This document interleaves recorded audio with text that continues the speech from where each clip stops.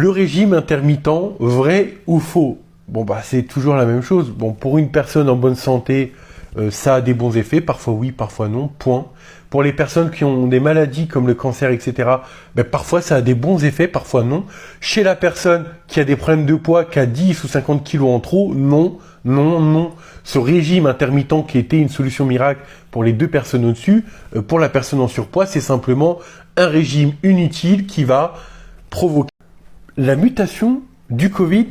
Imagine, tel virus, et puis autour du virus, tu sais, tu as plein de petits chapiteaux, enfin bon, voilà, comme une couronne.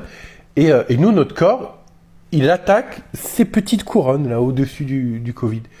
Et ben, si un jour le Covid mute, la couronne va avoir une autre forme et notre système immunitaire peut, par exemple, avoir du mal à la détecter et donc avoir du mal à lutter contre cette nouvelle forme.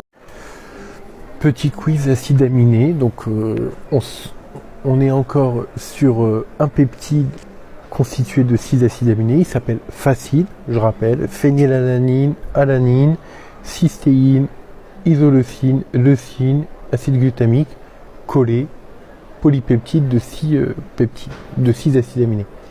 Si je te pose la question, quelle est sa charge globale à pH 7? Eh ben, qu'est-ce que tu... L'origine des acides aminés, il peut être alimentaire, notamment pour les essentiels, mais à part ça, il ne peut pas être d'origine protéique. C'est-à-dire que tu ne peux pas, à partir de tes protéines musculaires, les dégrader, parce qu'elles sont dégradées, et reformer des acides aminés. Lorsque tu dégrades tes fibres musculaires, tu obtiens plein d'autres choses, mais rarement d'acides aminés. Donc comment tu obtiens tes acides aminés qui vont te permettre de construire tes muscles? Donc tu as l'alimentation. Alors, à votre avis, qu'est-ce que c'est que cette structure? Et en quoi elle est indispensable à la respiration de l'être humain, par exemple?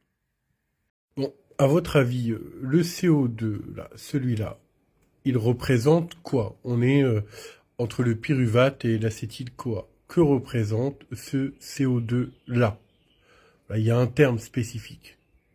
L'acétyl-CoA, c'est ça, et c'est un élément indispensable, notamment dans le cycle de Krebs. Et ce que je voulais vous montrer, c'est, regardez, les principales voies métaboliques chez les eucaryotes sont assez longues et compliquées, mais on retrouve au centre le cycle de l'acide citrique. Voilà. Même de l'hémoglobine est produite à partir de la succinyl-CoA qui appartient au cycle de Krebs. Voilà.